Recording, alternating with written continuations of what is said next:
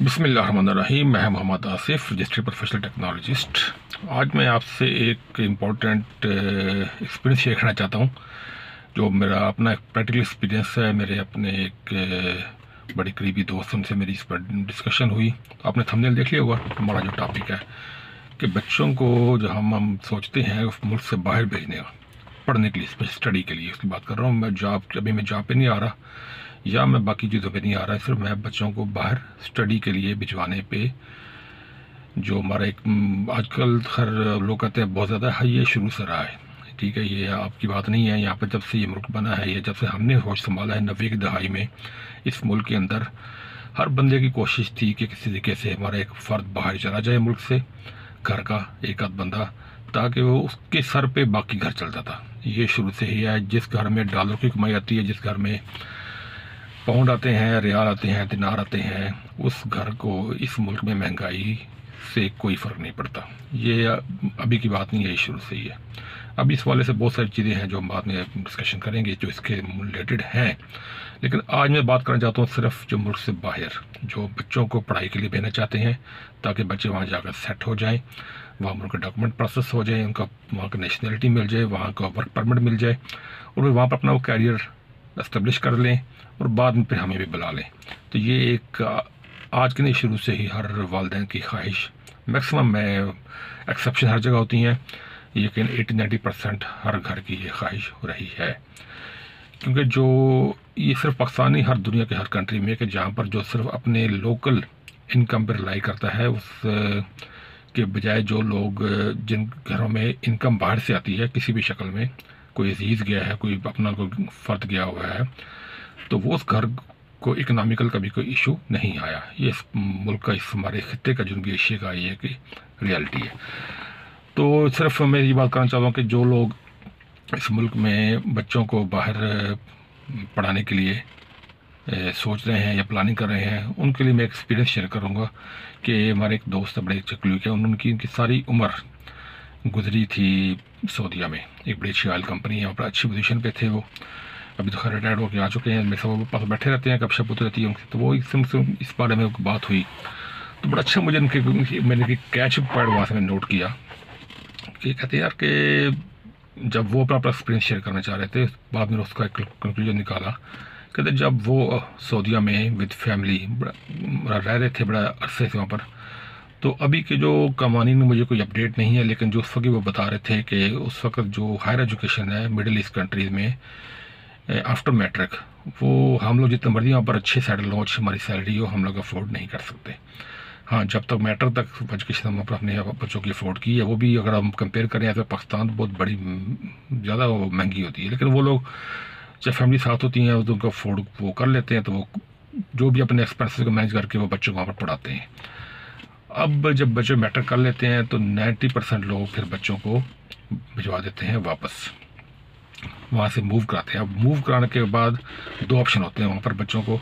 एक तो वहीं से बच्चों को भिजवा दें अमेरिका, कनाडा, यूके, यूएसए, जहाँ पर ऑस्ट्रेलिया, जहाँ पर वीज़ा उनका अप्लाई किया है, जहाँ पर इंटरेस्ट है, जहाँ पर उनकी ऑलरेडी उनकी अंडरस्टैंडिंग होती है, रिलेटिव होते हैं, वहाँ पर उनको भिजवाते हैं स्टडी के लिए।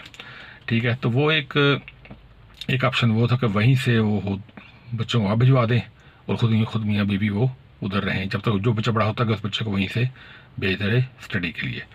दूसरा ऑप्शन उनके पास ये होता था कि वो बच्चों को पाकिस्तान ले आएँ और पाकिस्तान में उनको साथ जो भी उनका अदर एजुकेशन सिस्टम है, इधर हमारा मैट्रिक बात हो, इंटर, आगे ग्रेजुएशन डिग्रियाँ यूनिवर्सिटी, यहाँ पर इस्लामाबाद, लाहौर, कराची, जहाँ पर उनका एक सेटलमेंट है, वहाँ पर वो बच्चों को पढ़ाएँ। और ये हमारे अपने रिलेटिव में बहुत सारे लोगों ने ऐसे किया कि बच्चों को पाकिस्तान ले आए और यहाँ से उनको डिग्रियाँ की, उसके बाद यहाँ से फिर दोबारा बाहर जाकर जॉब शॉप कर ली और यहाँ पाकिस्तान में सेटल हो गए। तो ये एक दो सीन सिनेरियो होते हैं। तो उन्होंने जब मुझसे भी बात हुई, कहते हैं, मैंने कहा आपका इसमें, कहते मैंने तो फिर बच्चों को वापस ले आया। यहाँ पर मेरा घर था इस्लामाबाद में, तो वो मेरा रेंट पे था, तो मैंने फिर उसको खाली करवा के खुद शिफ्ट हो गया। और जॉब उनकी इस तरह की थी, ऑयल कंपनी, जो लोग समझते हैं कि वो एक महीना छुट्टी है और एक महीना उनकी ड्यूटी होती है, तो वो एक महीना पाकिस्तान गुजारते थे, एक महीना वहाँ पर रहते थे। तो वो आगे इधर वो बच्चों को यहाँ पर पढ़ते रहे। तो मैंने कभी आप क्या फील करते हैं? कहते यार मेरा डिसीजन ठीक था, कि मैं बच्चों को पाकिस्तान ले आए, पाकिस्तान से कोई डिग्रियाँ मुकम्मल करवाई और यहाँ से उनको फिर बाहर, अब मेरे कहते सारे मेरे बच्चे बाहर हैं, यहाँ से डिग्रियाँ करके सब दोबारा बाहर उनका, उन्होंने कुछ यहाँ डिग्रियाँ मुकम्मल शुरू की, वो मुकम्मल बाहर जाके की, या यहाँ डिग्रियाँ करके वहाँ जाके जॉब शॉब के लिए अप्लाई किया, वर्क परमिट के लिए किया, वो सब उन्होंने यहाँ से डिग्रियाँ करने के बाद वहाँ पर गए। तो कुछ ने यहाँ से इंटर करके और फिर अप्लाई किया स्टडी वीज़े के लिए, 2-3 साल यहाँ पर रहे।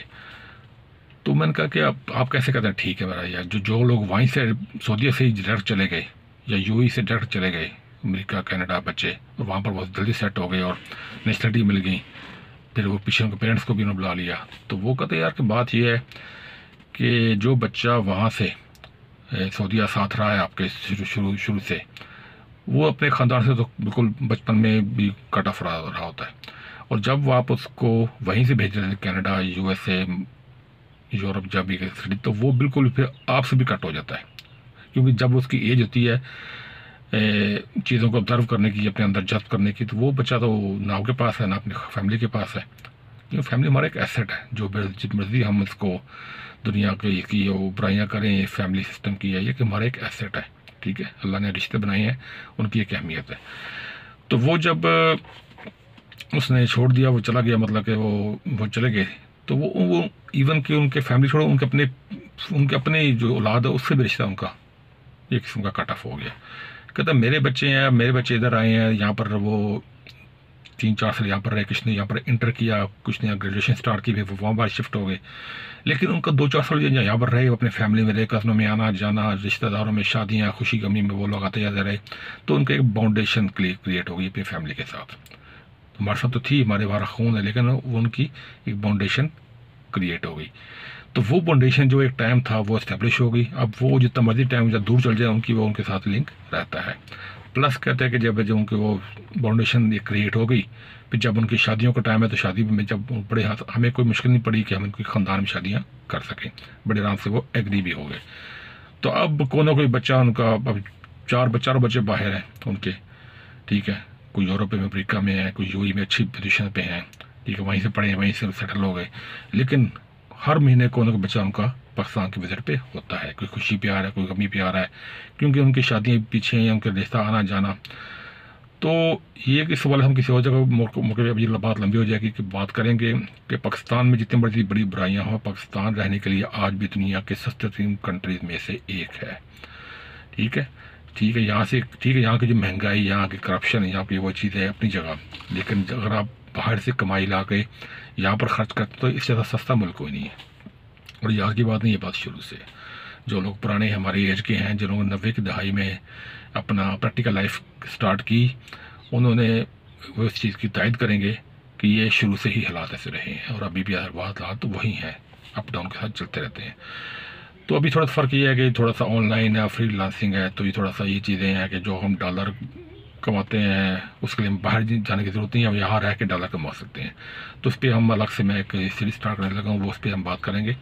तो आज सिर्फ ये है कि ये जो 2 सिनेरियो होते हैं आपके पास, जब आप बच्चों को बाहर भेजने का सोचते हैं, प्लान करते हैं, तो उसके लिए एक तो ये है कि बच्चों को किस एज में अपने भिजवाना है। अगर आप पाकिस्तान में है, तो अगर आपका बच्चा इस मेजोरिटी एज में है कि वो रिश्तों को, ये समझ रिश्तों को, उसको पहचान हो चुकी है, उनकी अहमियत का पता चल चुका है, उसके बाद जहाँ मर्जी भेज दें, आपकी तरबियत है वो इंशाल्लाह आपको नहीं छोड़ेगा, ठीक है। और अगर बाकी जो मैं पसंद रखा सिनेरियो जो भी इसकी है, वो बहुत सारी मिसालें हमारे मौजूद हैं, वो आप मुझसे पता जानते हैं, जो लोग इस मराल से गुजर रहे हैं या गुजर चुके हैं। तो ये थी आज की वीडियो।